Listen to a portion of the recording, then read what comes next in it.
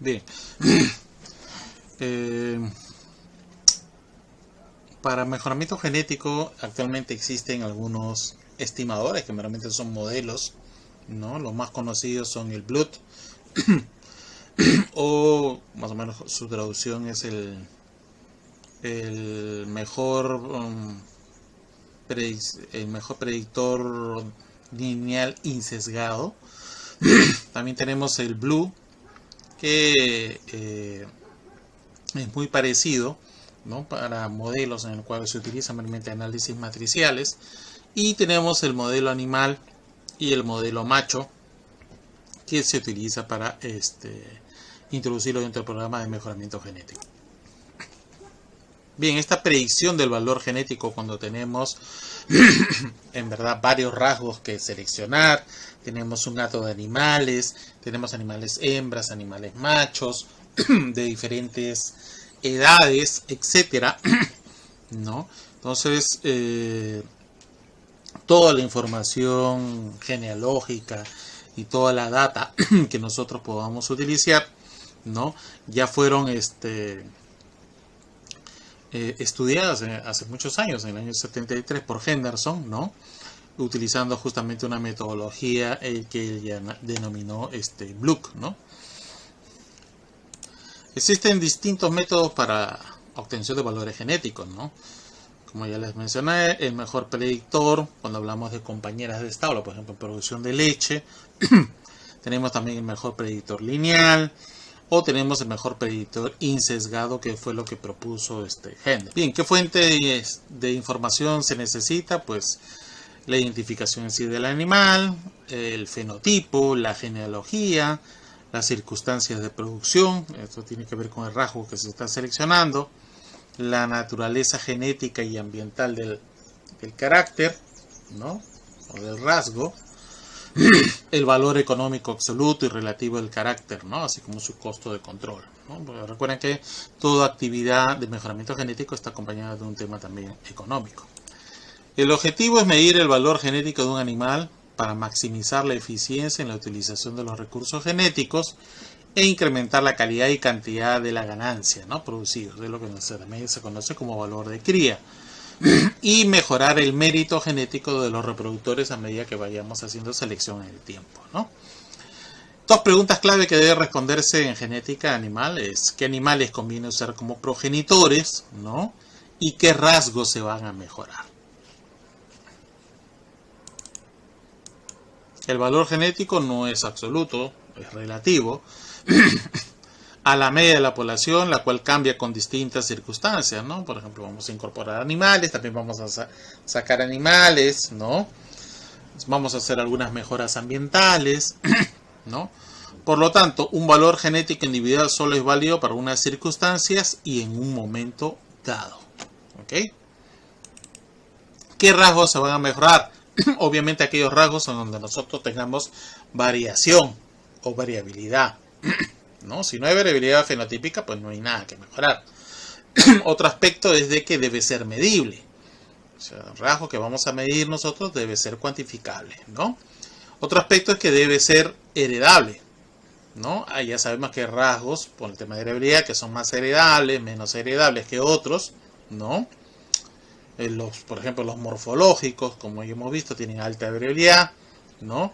Y aquellos que tienen menos heredabilidad son los reproductivos, los de conducta, bueno, y también el tema de resistencia a enfermedades, ¿no? ¿Qué rasgos mejorar? Bueno, una de las cosas que debemos encontrar es si hay interacciones génicas negativas o positivas, ¿no? Entre los diferentes caracteres. Recuerden que hay rasgos que son independientes y hay otros que también están ligados. Es un punto importante, ¿no? Por ejemplo, si se selecciona una raza para tener un menor porcentaje de cobertura de grasa, probablemente afecte negativamente a la calidad de la carne al producirse una menor deposición de grasa intramuscular. Entonces eso es una relación negativa, mejoró uno y el otro desmejora, ¿no? O por ejemplo, si se selecciona una raza para tener un mayor porcentaje de proteína en la leche, probablemente afecte negativamente el volumen de leche producida, ¿no? Ahí mejoró uno y desmejoró el otro, y ese es un punto que hay que tener en cuenta ¿no? A la hora de hacer mejoramiento genético cuando hay varios rasgos que se quieren mejorar, ¿no? Bien, las vías de selección pueden ser materna y paterna. Materna si hay selección de madres para producir padres, ¿no? Madres de candidatos a futuros sementales. O puede haber selección de madres para producir madres, ¿no? Reproducción intrarraño. Por ejemplo, es en el caso de la producción de leche, ¿no? Donde nosotros vamos a seleccionar madres que van a producir madres, ¿no? Estamos hablando de las hijas. A nivel paterno, hay selección de padres para producir madres, ¿no? Un toro, ¿no? En el caso de reposición, ¿no? Porque tienen un tiempo de vida, la producción de madres y de hijas que van a reponer, ¿no? En el tiempo. O la selección de padres para producir padres, ¿no? En este caso ya estamos hablando de un progreso genético, porque recuerden que el número de machos seleccionados es menor en relación al número de hembras, ¿no? Objetivos y criterios de selección. Bueno, nosotros en los objetivos y selección lo que queremos es obtener una mayor rentabilidad de los animales por aumento de su productividad cualitativa y cuantitativa, ¿no? O por aumento de su eficacia productiva. Para definir los objetivos y criterios de selección tenemos que identificar qué factores influyen en tal rentabilidad y sobre cuáles de ellos vamos a actuar, ¿no? Genéticamente, ¿no? Por ejemplo, la producción de leche, queremos aumentar la producción de leche, ¿no? Y bueno, tenemos que conocer factores genéticos, económicos, etcétera, ¿no? Hay que tabular todo en verdad, ¿no? Recordemos, ¿no? Que hay efectos aditivos que son los que más importan, ¿no? La composición alélica, y hay efectos no aditivos que estamos hablando de la dominancia, la combinancia y la epistasis.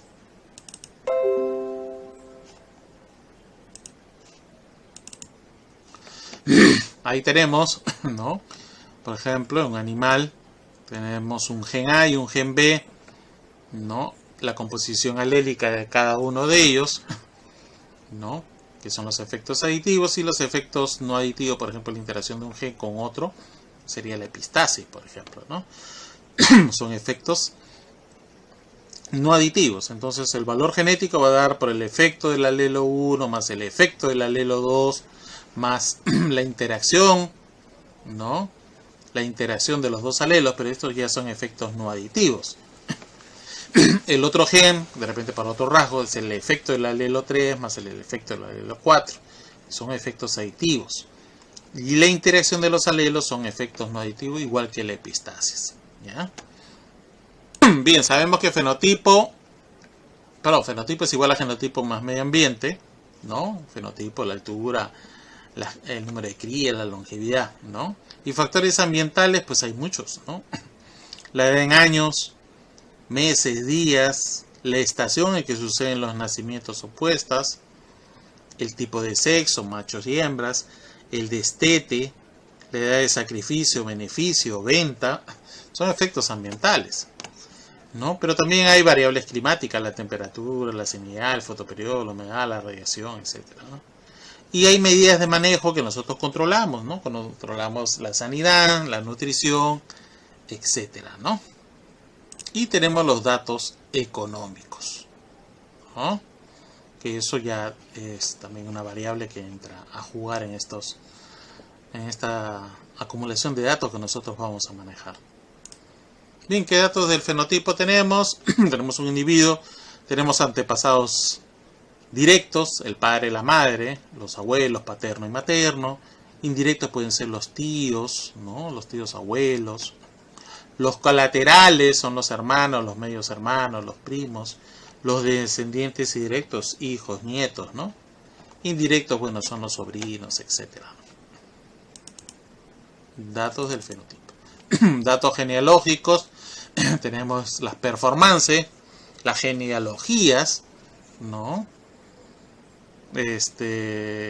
Bueno, ya habíamos hablado que hay efectos directos, efectos ambientales que nosotros no controlamos en sí, a excepción del manejo, ¿no? Y que bueno, vamos a tratar de utilizar toda esta data de efectos ambientales, genéticos, etcétera, para tratar de ponerlo en un modelo, o sea, volverlo matemáticas, ¿no? Finalmente.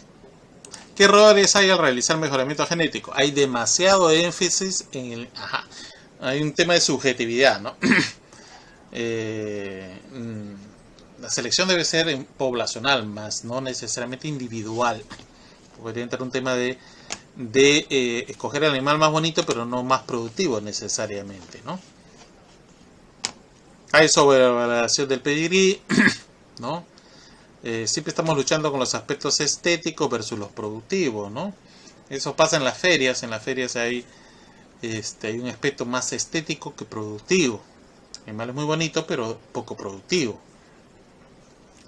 Las comparaciones entre animales de diferentes ambientes son incorrectas, ¿no? Hay que tener cuidado con eso. Falta de objetivos claros de selección, ¿no? Lleva a incluir dentro de los criterios a características poco o nada correlacionadas con el objetivo. Acá tenemos que tener muy claro qué es lo que vamos a mejorar. Si eso no está claro, pues el mejoramiento simplemente no va a ser el deseado, ¿no? Hay una disociación entre los objetivos de los criadores y los mejoradores, ¿no? A veces hay una lucha ahí entre ambos grupos, ¿no? Falta de objetividad y exactitud en las evaluaciones. Recuerden que una cosa es pesar una balanza digital versus una balanza mecánica, ¿no? Hay un problema ahí de exactitud.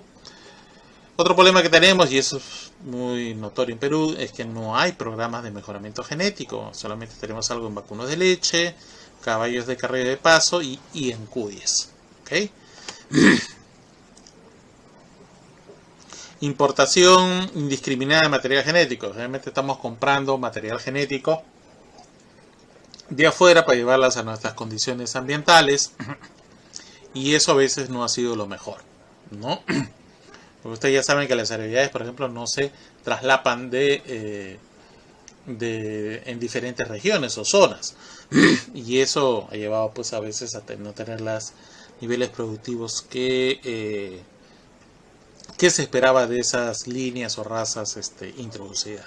Bien, en los valores genéticos actualmente utilizamos dos, ya lo había mencionado, el Blood y el Blood, ¿no? Este para predecir los valores de efectos aleatorios y este para estimar los efectos de factores fijos. Siempre en un fenotipo, cuando estamos hablando de características cuantitativas, ¿no? Hay un valor genético, es verdad, pero hay también efectos ambientales que influyen mucho, ¿no? El Blue se centra en los efectos ambientales, mientras que el Blue se centra en los valores genéticos, dependiendo del modelo, ¿no? Dice, el Blue en relación a los índices de selección tradicionales permite una mejor corrección de los efectos ambientales sistemáticos. Ese ruido del medio ambiente, ¿no? Este modelo lo minimiza, ¿no? ¿No? Es la metodología más perfecta, aunque es la que exige una mejor calidad de información disponible. Hay que tomar los datos lo más exactos posible y la mayor cantidad. Además de la información mencionada con anterioridad, exige que los rebaños estén conectados genéticamente. Acá sí nos piden un tema de genealogía, ¿no?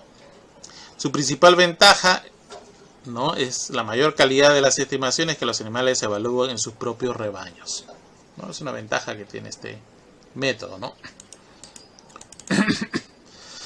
Aplicaciones de método, bueno, requiere genealogía paterna, efectos ambientales evaluados, fenotipo, conexión genética, clasificación de los machos por generación. Hay que ser muy ordenado en eso, ¿no? Que ofrece valor genético directo del macho y los efectos ambientales. Problemas si se tiene en cuenta la tendencia genética, pero no la falta de panmisia, que es la reproducción entre ellos, ni el efecto de consanguinidad, no da valores para las madres. Solamente nos centramos mayormente en la parte paterna. Posibilidades de uso cuando el plan ya está produciendo, ¿no?, progreso genético. Cuando vas sobre la marcha, este modelo de Blue es bastante utilizado, ¿no?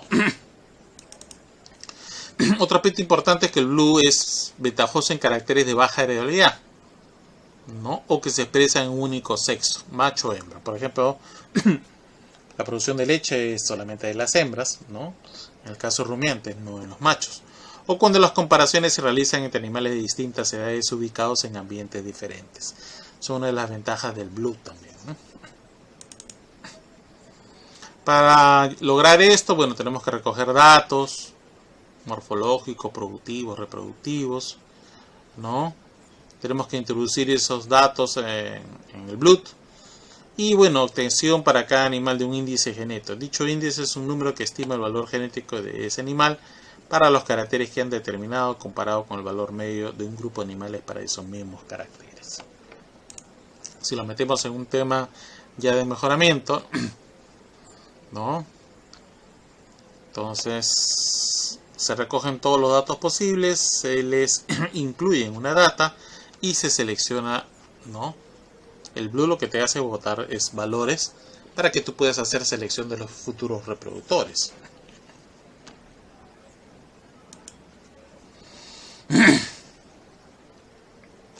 El Blue se utiliza para evaluar efectos de factores fijos. ¿Cuáles son esos? Aquellos factores con efectos corregibles. Factores aditivos, factores multiplicativos, ajuste de regresión. Por ejemplo, la edad de la hembra a la puesta o a la aparición, el año, mes, estación de la puesta, el peso al destete, la venta de sacrificio. Es lo que evalúan realmente este modelo, ¿no? Otros modelos matemáticos, ¿no? El modelo padre, el modelo animal y el modelo macho, ¿no? Me pareció el modelo padre. Este modelo padre requiere toda una genealogía paterna, ofrece un valor genético directo del macho y los efectos ambientales. Bueno, acá no se tienen en cuenta algunos temas de consanguinidad, ¿no? Y bueno, puedes empezar cuando no hay un déficit de información, ¿no? Puedes empezar en cualquier momento. En el modelo animal se corrige por consanguinidad, se estiman los valores genéticos para efectos directos y maternos para machos, hembras y crías con o sin registro de producción. El modelo animal incluye las hembras, ¿no? Analiza el animal como un conjunto de caracteres. Permite la comparación directa entre animales de diferentes edades, por ejemplo, machos jóvenes y viejos. ¿No? Ahí tenemos, por ejemplo, ¿no? Vas seleccionando en este modelo animal y vas teniendo datos tanto de machos y hembras. Bueno, ya hemos incluido el tema de hijos. Entonces, por ejemplo, un modelo animal tienes 5 animales acá: padre, madre, edad, ¿no? Los meses, el año, ¿no? Y el dato productivo. Este valor, si ustedes ven, ¿no? Cada uno va sumando más variables. Eso es lo que tienen estos modelos, que tú puedes meter más variables, como el mes, el año, la edad, y lo tratas de uniformizar. Tienen, ¿verdad? Tienen diferentes edades, pero el modelo lo uniformiza, ¿no? El valor fenotípico, el valor ambiental, se le da valores. Hay siempre un tema de error, ¿no? De ruido, que es lo que hacen los modelos, y para eso utilizan mucho el tema matricial. Se utilizan mucho matrices, ¿no? Son modelos que demandan bastante memoria en las computadoras, se necesitan realmente por computadoras grandes con bastante capacidad de procesamiento de datos. Y finalmente pues obtenemos nosotros, ¿no? Los datos que podemos ir llevando en un programa de mejoramiento.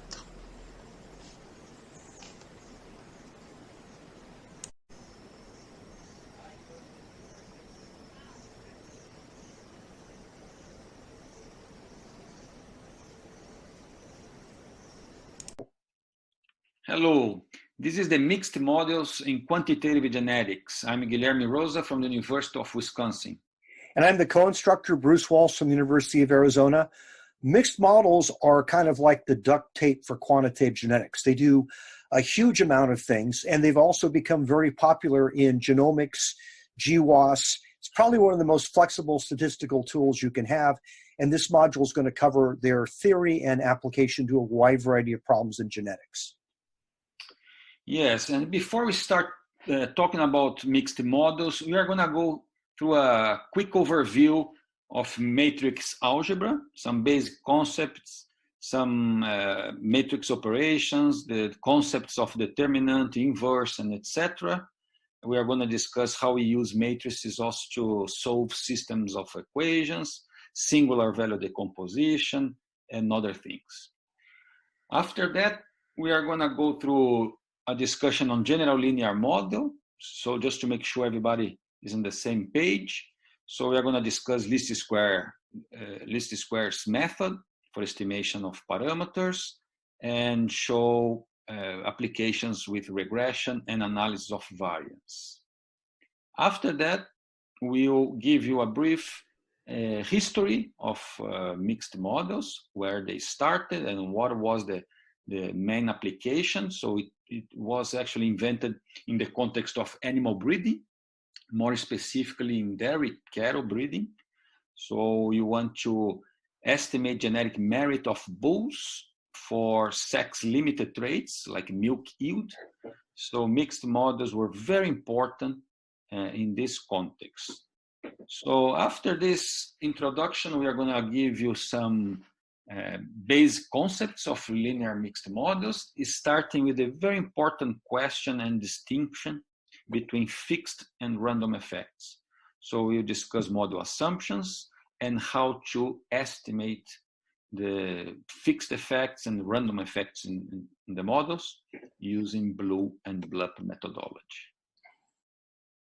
So then we'll show you some of the applications of mixed models. There are many, as Bruce just mentioned. We will start with the animal model. There is a mixed model applied in animal breeding and now widely used in plant breeding as well. And you see that this methodology also has been applied now in personalized medicine in humans for estimation of complex traits and prediction of complex traits and risk to disease and so forth. So we'll show you how we use pedigree information to feed these models with the familial relationship between individuals to get these parameter estimates. So a third component of this model, so aside of estimating fixed effects and random effects, is the estimation of variance components and of course functions of those variance components such as heritability. So we'll discuss ANOVA methods, and then probably you have heard about maximum likelihood and the REMO, the residual maximum likelihood approach. So we're going to show you the distinction between them, and also we'll present the Bayesian methods using MCMC, the Markov chain Monte Carlo approach. So after we have this discussion with pedigree information, we are going to show you how we can use genomic information to improve even more the predictions of these models, the inference. So we are going to show you, discuss prediction of complex traits using genomic information. So this is very important, not only in precision medicine, but also in agricultural breeding. And so we are going to show you methods such as shrinkage estimators using penalized regression or Bayesian methods, and the famous GBLUP model. So a kind of animal model with genomic information used to model the relationship between individuals. So there are many applications of mixed models. So we are going to show you some other variations and extensions of models. For example, when you want to analyze multiple traits simultaneously to estimate, for example, genetic correlation between traits, we are going to discuss genotype by environment interaction and models including maternal effects or permanent environmental effects, associative effects, and so forth. We are going to show you also how we extend the mixed model methodology, the linear mixed models, so that you can analyze binary data or count data that is very common in many applications. Bueno, entonces para iniciar, pues vamos a hablar de los programas de mejora genética y básicamente podemos encontrar 4 pasos. Podríamos cada uno de estos pasos dividirlo aún más, pero en general, pues lo primero que vamos a hacer es definir qué rasgos se van a mejorar, qué características se van a mejorar. Luego, el siguiente paso es hacer una estimación del mérito genético de los individuos de la población que se quiere mejorar para esos rasgos, ¿sí? Posteriormente, ¿por qué está resaltado esto? Porque la mayoría del curso se va a enfocar acá, porque si bien, como vemos, es solo uno de los pasos de un programa de mejoramiento genético, es quizá uno de los más importantes, en los que más hay tanto investigación, digamos a nivel académico y científico, como también donde más hay muchas veces malentendidos o confusiones a nivel de extensión. Por lo tanto, el curso se va a enfocar más que todo en esta parte. Luego se hace una selección de esos individuos y pues la mayoría de veces se va a hacer que se hace una selección individual, pero existen algunos otros métodos de selección. Luego se hace una programación de apareamientos, que esta puede ser dirigida, por ejemplo, a reducir la consanguinidad o a mantener cierto nivel de consanguinidad, o dependiendo el tipo, porque hablaremos de muchos casos, si por ejemplo estamos en poblaciones multirraciales, también se hablará de programación de apareamientos en el sentido de cruzamientos, ¿no? Cuando se tienen este tipo de programas. Bueno, entonces, ¿por qué es importante hacer una estimación del mérito genético de los animales? Bueno, aquí les tengo un ejemplo de un toro, probablemente muchos de ustedes lo conozcan, Obi Manfred Justice, que es un toro que vendió más de 1 millón de dosis de semen y esta representa un valor de más de 30 millones de dólares. Entonces esto simplemente es un ejemplo, un caso particular que nos muestra la relevancia de una correcta evaluación genética, de tener una estimación del mérito genético de los individuos. Bueno, entonces aquí tendremos unos conceptos básicos, quiero mencionar simplemente unos conceptos básicos. Entonces tenemos lo que es el fenotipo, que básicamente es pues cualquier cosa que se pueda medir, ¿sí? Cualquier cosa susceptible a ser medida, eso es lo que definimos como el fenotipo. El genotipo pues simplemente hace referencia a pues el conjunto de genes que existen en el núcleo de una célula. Hay varias definiciones, ¿no? Pero también lo podemos definir el genotipo total de un individuo, o podemos hablar de genotipos en loci particulares, en ciertos loci. Entonces, si estamos hablando de un marcador molecular, por ejemplo, podemos hablar del genotipo en ese locus, en esa zona particular, o podemos hablar del genotipo para un gen dado, que sabemos que está en un cromosoma dado en cierta región genómica, ¿no? El genoma, pues básicamente es todo el material, de todo el ADN que contiene el individuo, que pues todo no se va a expresar, todo no se llega a convertir en proteínas ni a expresarse. Entonces el genoma es todo ese material. Lo que es un alelo, entonces básicamente el alelo es cuando estamos en un locus dado, de nuevo, ese locus puede ser un gen o puede ser simplemente una región más pequeña, como por ejemplo un marcador molecular, o en el caso de los SNPs estamos hablando de un solo nucleótido, en un punto particular. Entonces el alelo es como una versión, por decirlo de una forma sencilla, ¿sí? Existen varias versiones de esa secuencia y el alelo es una de esas versiones. Entonces podemos hablar de un gen que tiene 3 alelos A, B y C. Y la diferencia entre estos alelos básicamente es pues la secuencia que tienen, ¿no? No es exactamente igual, pero estamos hablando de una región genómica particular. Bueno, la heredabilidad es un concepto que básicamente de genética cuantitativa que nos dice, es una medida del peso que tiene el componente genético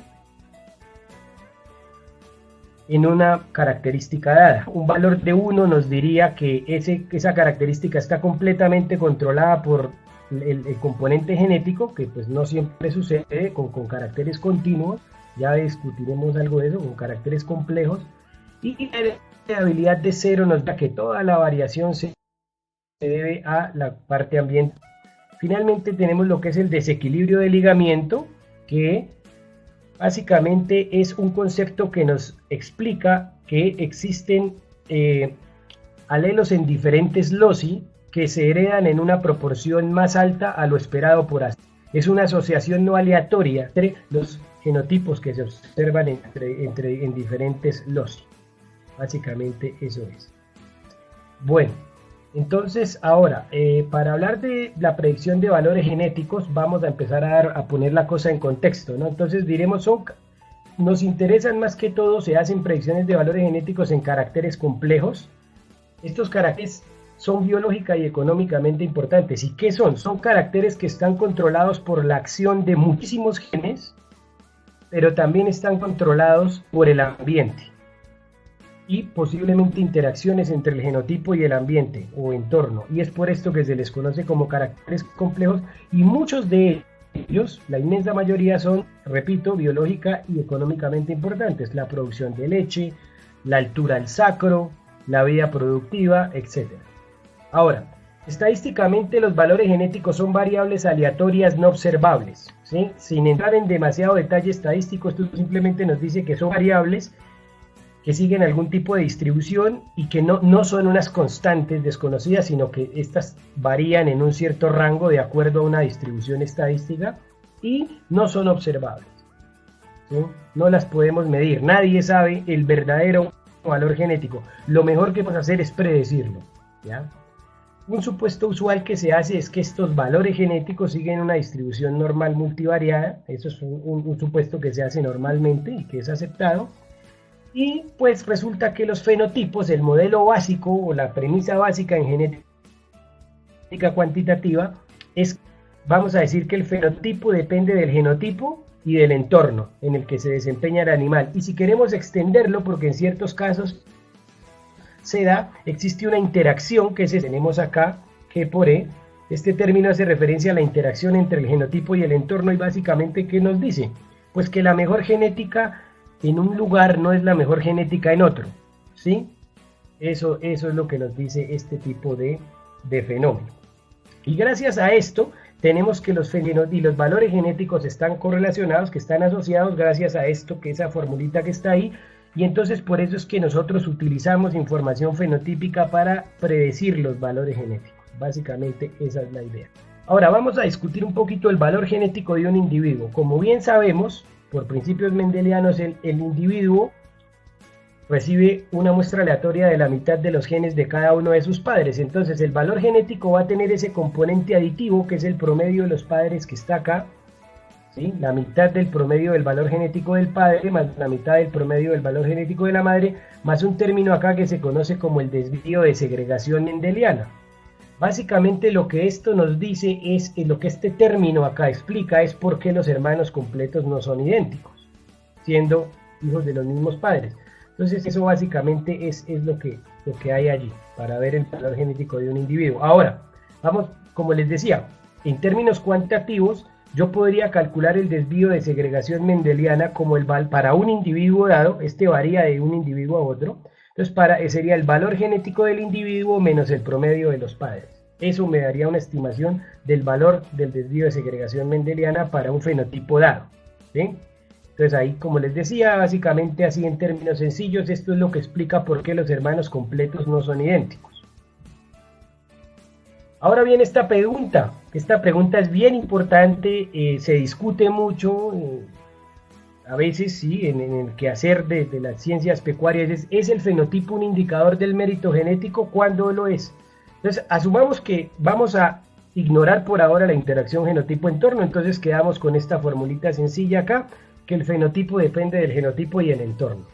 Entonces, ¿cuándo F se aproxima a G? Algebraicamente la respuesta, pues como podemos ver, es muy sencilla. Cuando el efecto del entorno tiende a cero, cuando es muy bajo, pues el fenotipo va a ser un buen indicador del genotipo. Pero para dar una respuesta más elaborada, más aterrizada, más allá de esta respuesta algebraica, pues que es muy sencilla, pues ahí es donde se combina la parte estadística y la biología para encontrar en qué casos pasa y para saber qué hacer cuando no se tiene este caso, ¿sí? Entonces, en ciertos casos, acá les traigo un ejemplo, como son las pruebas de desempeño. Por ejemplo, acá en Colombia, la Asociación Colombiana de Criadores de Ganado, CEU, ASOCEU, lleva varios años realizando pruebas de desempeño, que básicamente, ¿qué es? Tratar de que el entorno sea homogéneo, por tanto, ese efecto tiende a cero.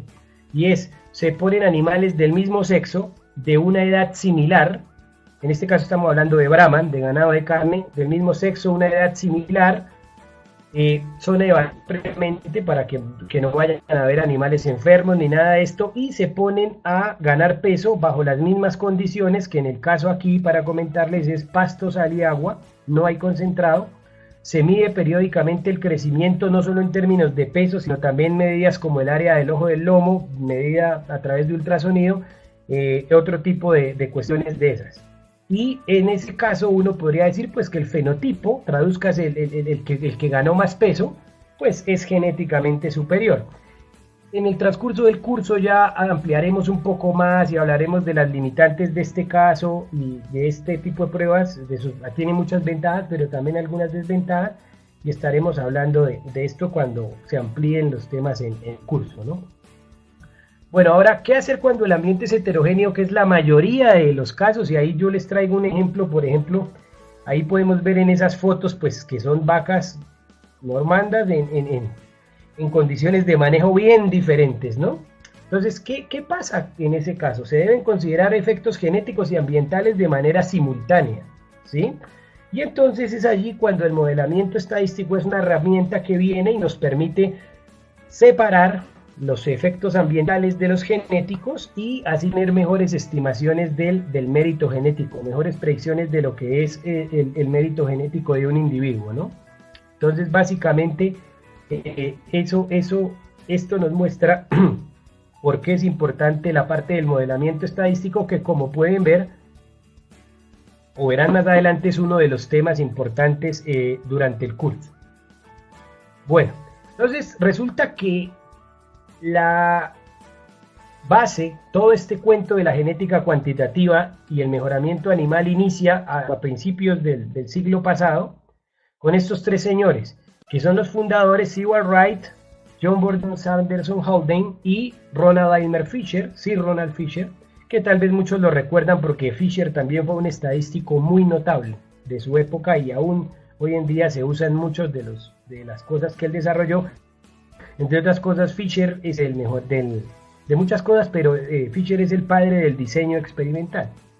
Bueno, entonces digamos que ellos generan los principios de estas dos ciencias que aún se usan, esos principios hoy en día, en lo que es el mejoramiento genético, solo como para nombrarlo a nivel histórico. Luego vino este señor, Jay Lash, y básicamente Lash tomó toda esa teoría que desarrollaron estos tres señores anteriormente y la aplicó ya en el contexto de programas o planes de mejoramiento genético.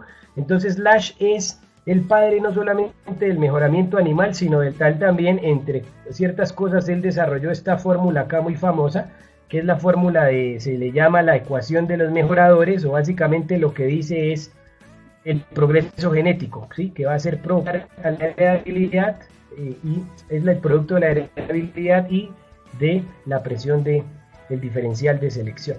Y pues ahí tengo algunos de sus trabajos más notables.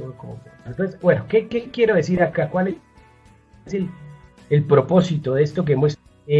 No hay necesidad de fijarse en estas. Básicamente, lo que yo quiero decir es que de la misma forma en que un avión vuela, y uno se podría impresionar, claro, cuando tal vez uno le muestra a un niño que un avión vuela, un objeto de metal que pesa tantas toneladas, pues hay una serie de ciencia, que es esas cosas, algunas de las ecuaciones que se ven a mano derecha, que explican por qué un avión vuela.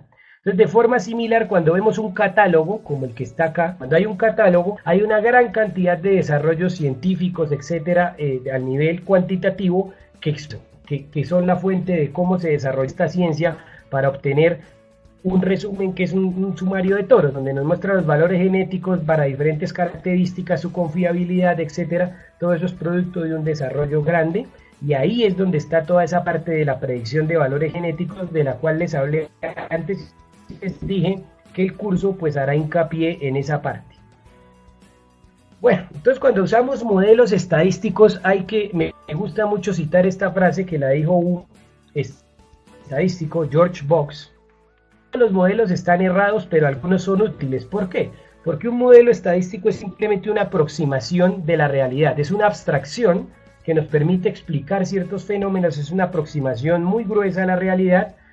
Nadie en estadística cree que un modelo en verdad va a explicar perfectamente un set de datos o que todos los supuestos se van a cumplir a cabalidad, pero no se puede negar que muchos de esos modelos funcionan y han funcionado. Y un caso es el mejoramiento genético. Por ejemplo, se sabe en muchas especies que la ha mejorado muchísimo durante los últimos años, y dependiendo de la fuente se dice que entre un 50 a 60% de esa mejora se debe a la selección artificial. Esto es, se debe al mejoramiento genético. Y ustedes también conocerán casos, no me quiero salir del tema del curso, pero por ejemplo en los pollos, donde es evidente que este tipo de modelamiento funciona. Entonces, ¿qué es una evaluación genética? Una evaluación genética es básicamente un procedimiento que nos permite predecir los méritos genéticos y publicarlos. En el caso de leche, las habilidades de transmisión predichas. En el caso de carne, las diferencias esperadas de progenie, cada una corresponde a la mitad del valor genético del individuo. Entonces, básicamente, aquí vamos a decir que usted arranca con una información genealógica, pedigrí, comunicación, pero voy a retomar esta diapositiva. Básicamente estamos hablando de lo que es el proceso de evaluación genética, que es un proceso que nos lleva a predecir los méritos genéticos. Estos méritos genéticos se conocen como valores genéticos y se publican básicamente en los catálogos como la mitad de ese valor genético, y por ejemplo en el caso de leche es la habilidad de transmisión predicha, o PTA por sus siglas en inglés. Bueno, entonces tenemos genealogía, que básicamente es información de pedigrí. Con esa construimos matriz de parentesco, que en verdad lo que usamos es su inversa. Esto sirve para tener en cuenta las relaciones de parentesco entre los individuos. Y de otro lado tenemos registros fenotípicos y de manejo, la zona en donde se generó la finca, el manejo del animal, si se le da suplemento, si no se le da, y pues las características que queremos mejorar, producción de leche, características de tipo, y pues en el caso de animales especialmente lo que más se tiene son datos de campo, es decir, datos observados, no datos producto de algún diseño experimental, como sucede de pronto un poco más en plantas, sino que acá se tienen más que todo datos observados, datos de campo.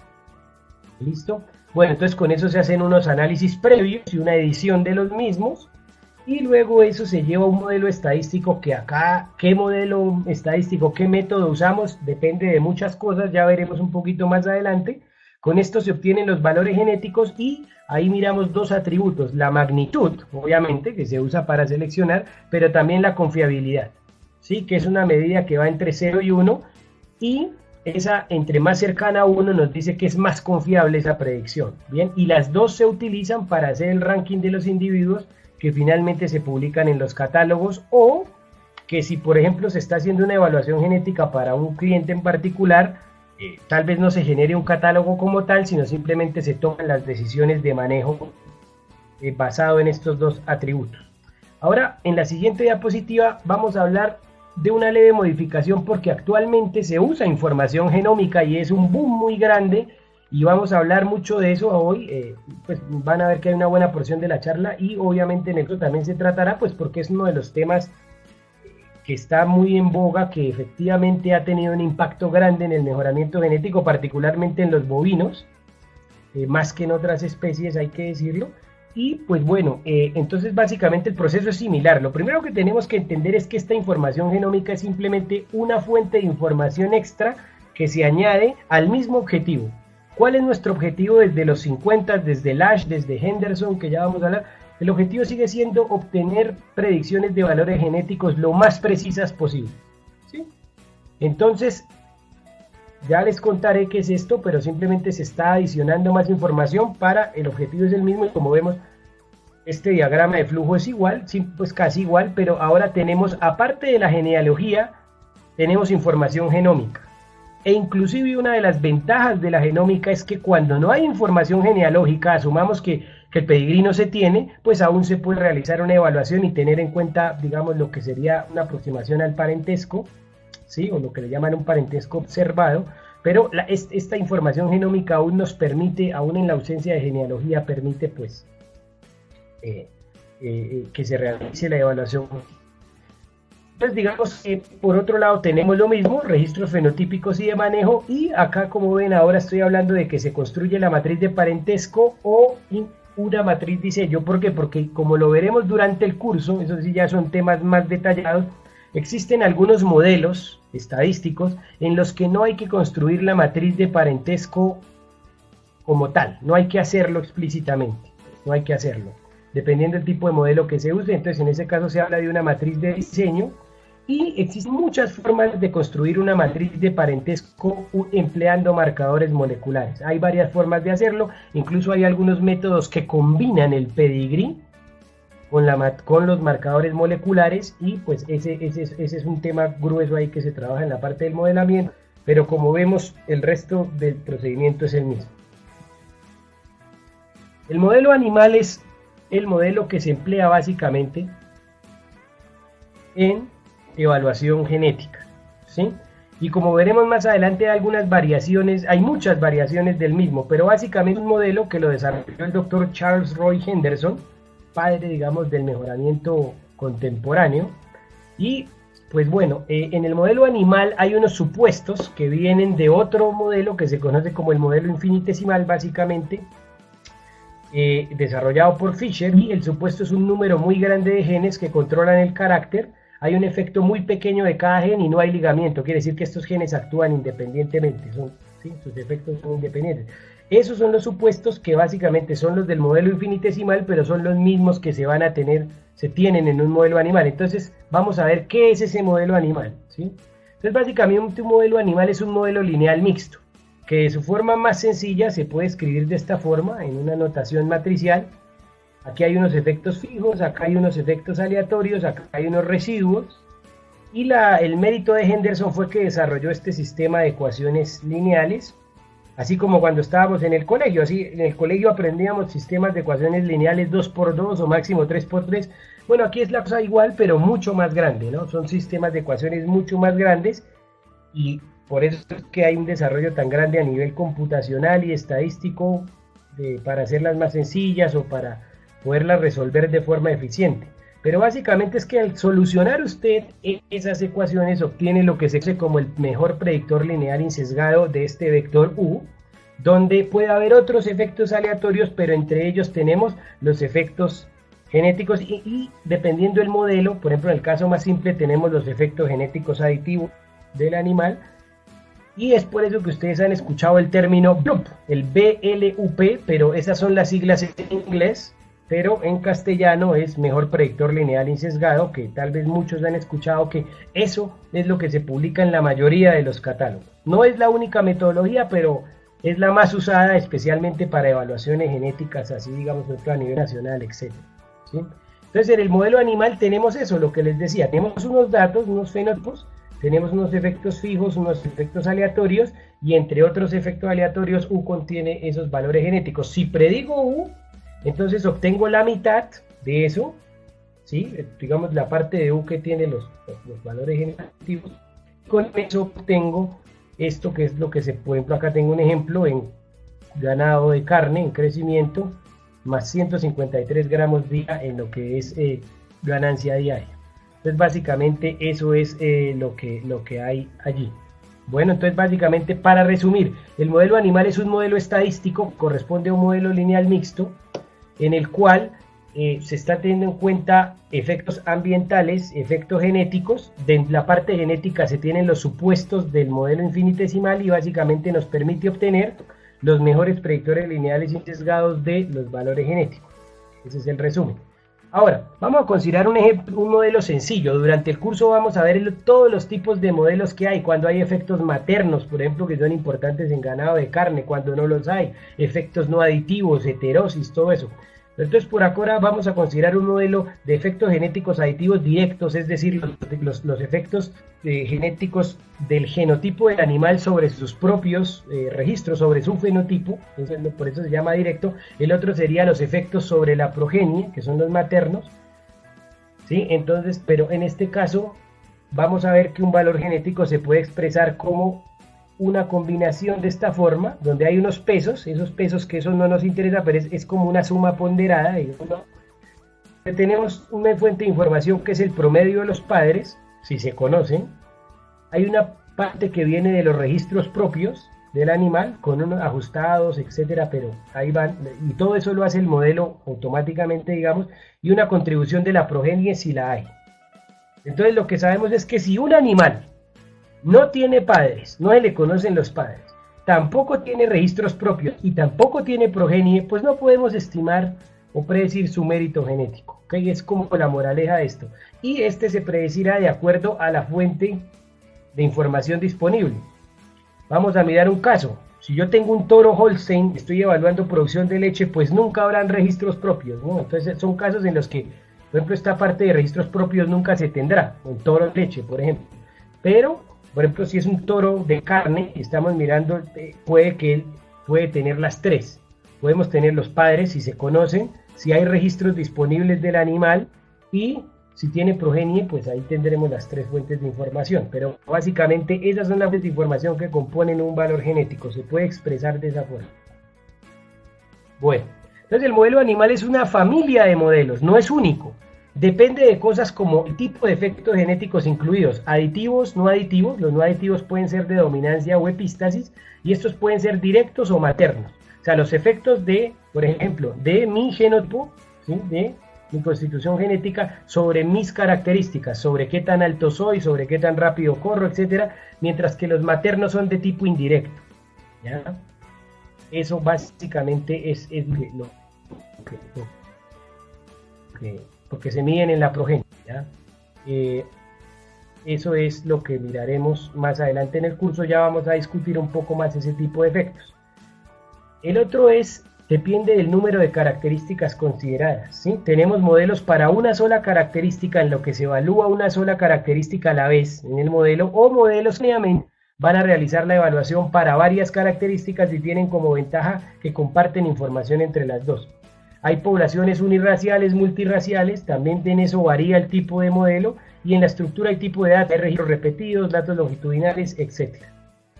A ver, un aspecto importante que hay que considerar acá es que por esa interacción genotipo-entorno de la que hablábamos inicialmente, hay que tener cuidado y no podemos usar así de buenas a primeras las evaluaciones que se han hecho en otras zonas o en otros países, ¿cierto? Hay que tener cuidado. Entonces hay una necesidad de hacer la evaluación usando datos de la zona donde se quiere realizar el programa de mejora genética, donde se van a seleccionar los individuos. Zona por zona me refiero a muchas cosas: la zona agroecológica, una región dentro de un país, un conjunto de países, eso puede variar, un conjunto de fincas, ¿sí? O hatos, aquí en Colombia le decimos fincas, pueden ser los hatos o los, se me va cómo le dicen en otros países, pero bueno, a eso voy, ¿sí? Entonces eso es importante. ¿Y por qué es importante? Aquí yo les tengo un ejemplo bien interesante. Aquí vemos la tendencia genética que muestra cómo los valores, eso lo que muestra esta gráfica es los valores genéticos de los animales, los valores de cría, dependiendo del año en que nace. Entonces, ¿qué espera uno? Que eso suba, que vaya en aumento, que haya mejoramiento genético, como en este caso acá, en la parte azul lo vemos, con el tiempo los valores de cría iban mejorando. Eso es un progreso genético, eso es como se mide. A esto se le llaman tendencias genéticas. Y vemos que es un número de años pues importante, ¿no? Más de una década, ¿sí? Entonces resulta, 15 años ahí tenemos. ¿Por qué pasó esto? Esto es una tesis en Brasil, Ourineto. Entonces resulta que evaluaron ¿qué se hacía en Brasil? En Brasil durante estos años se usaban toros que eran los mejores toros en Estados Unidos. Viene la pregunta, ¿esos mejores toros de Estados Unidos eran los mejores en Brasil? En el curso ampliaremos un poco más este estudio de caso. Habían toros que sí eran, pero había otros que no lo eran, había otros que eran como muy... Resultado es que en Brasil pues no se tuvo un progreso genético. ¿Por qué? ¿Cuál es la moraleja? Los mejores toros en Estados Unidos no eran los... y la podemos extender en general. Esa es la instancia de evaluar los toros. Este estudio se realizó cuando evaluaron esos mismos toros, pero con datos de Brasil. Y ahí se ve la evidencia de la interacción genotipo-entorno. Entonces, por eso que es importante que no se usen de buenas a primeras las evaluaciones hechas en otro lado, ¿ok? Hay que tener cuidado con eso. Bueno, entonces resulta que aquí vamos a hablar simplemente un poco de evaluaciones multirraciales. Hay cruzamiento, que se usa mucho en regiones como los subtrópicos y la habilidad de una característica es básica y que busca explotar los efectos de heterosis. Pero vienen preguntas como estas: ¿son siempre benéficos los efectos de heterosis? Bueno, ahí les dejo como la intriga también, que esto se tocará también en el curso y veremos pues que hay casos donde no siempre la heterosis es benéfica. Me explico, por ejemplo, en ganancia de peso no siempre va a ser positivo, ¿okay? Y pues algunos de los primeros modelos estadísticos con los que se inició a modelar esto de la evaluación multirracial fueron propuestos por el doctor Elso, que fue mi tutor de doctorado ya en la década de los 80. Y aquí les tengo simplemente un ejemplo de esas características que yo decía que no son estándar, que no son convencionales, por ejemplo los datos longitudinales. Entonces básicamente son registros que se miden a un mismo individuo a través del tiempo en diferentes momentos.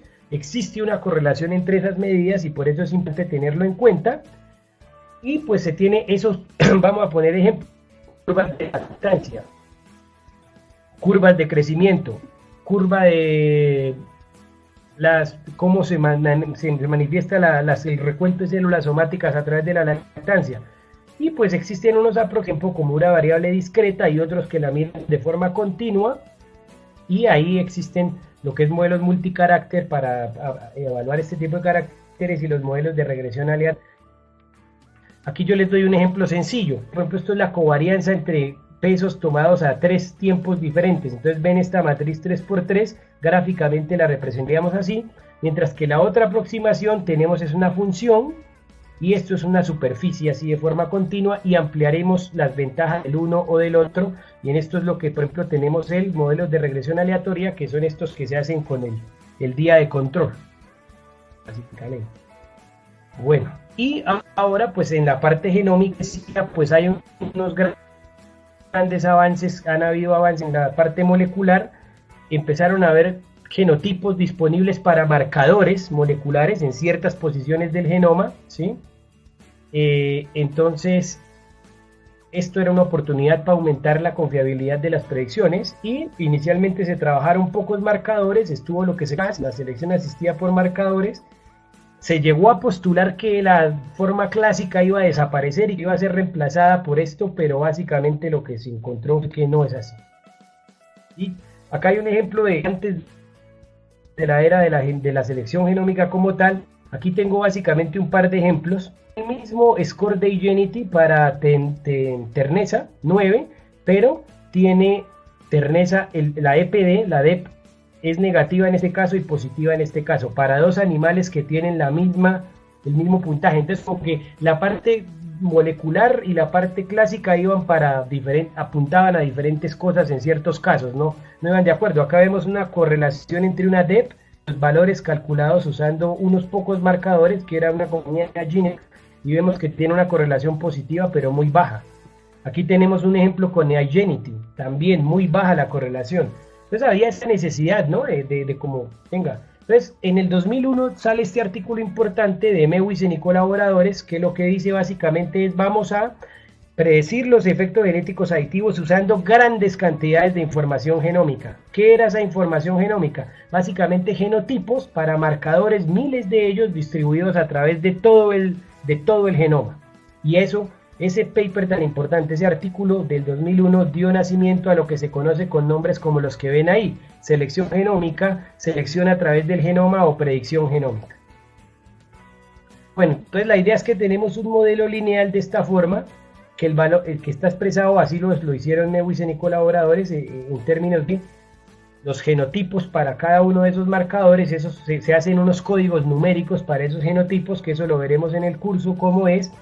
Y básicamente el valor genético es la suma del producto de ese código para el genotipo, que es este Z, y el efecto de cada uno de esos marcadores, ¿sí? Y esto se basa en la existencia de desequilibrio de ligamiento, de esa asociación entre el genotipo de un marcador y los genotipos de los genes que realmente afectan esa característica. O sea, porque recuerden que acá no se usan genes per se, lo que se están usando es marcadores moleculares, que son como una especie de apuntadores, como decir las estaciones del tren. Sabemos en qué zona genómica están localizados, en qué región del genoma, pero no son genes en sí.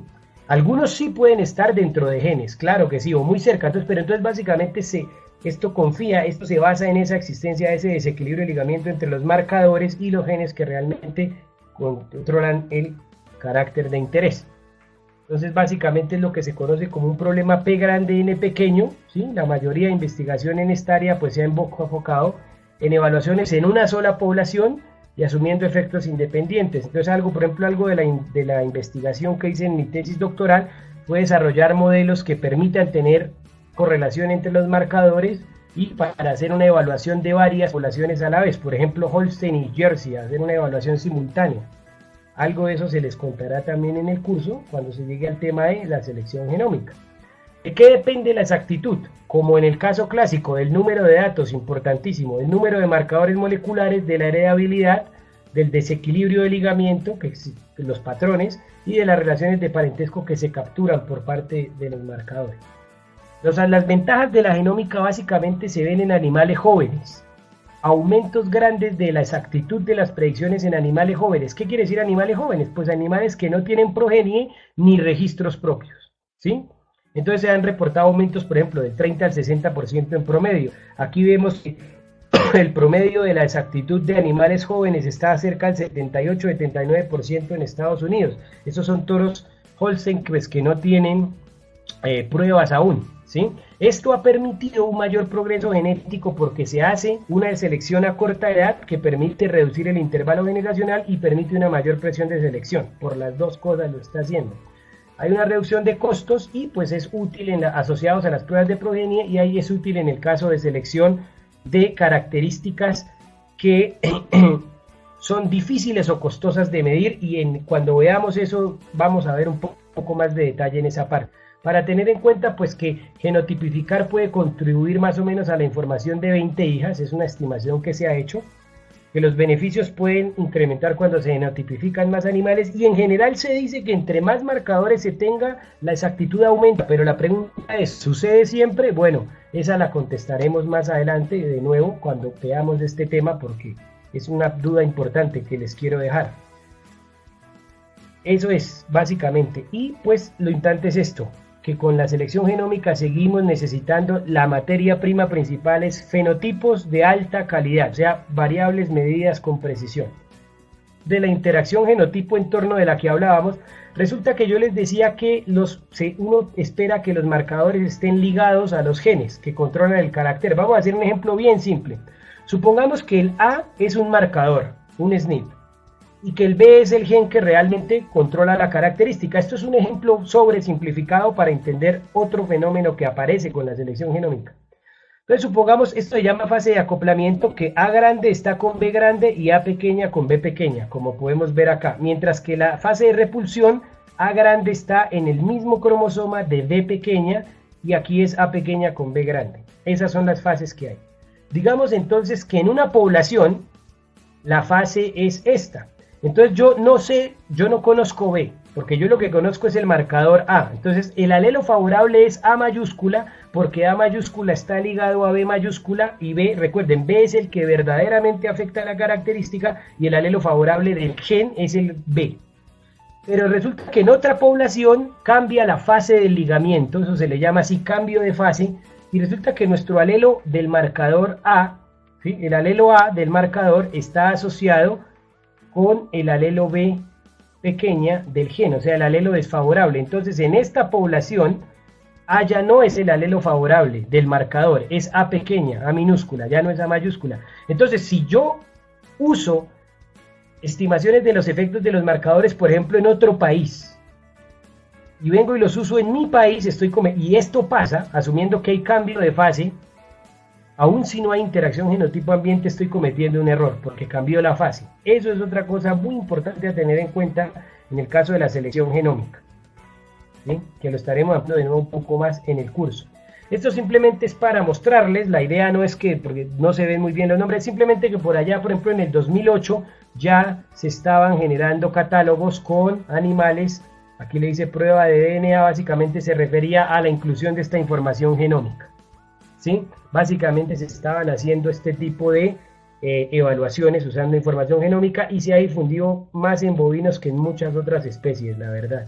Y yo diría que de pronto un poco más en bovinos de leche que de carne, aunque obviamente en carne también se está usando. Pero acá hay otro ejemplo de esto, es tomado de Paul Van Reyden, quien él es yo he tenido pues la oportunidad de charlar con él en algunas ocasiones. Él es parte del USDA, y él es uno de los que lleva a cabo la evaluación nacional de Holstein y otras razas lecheras en los Estados Unidos. Entonces aquí nos muestra cómo la exactitud de los valores genéticos ha mejorado para varias características de importancia. Longevidad, este es el score de células somáticas, que no es el conteo en sí, sino una transformación del conteo de células somáticas. Fertilidad, dificultad al parto vía padre, dificultad al parto vía madre, y básicamente vemos que siempre está la diferencia. Han habido mejoras al usar la denominada selección genómica.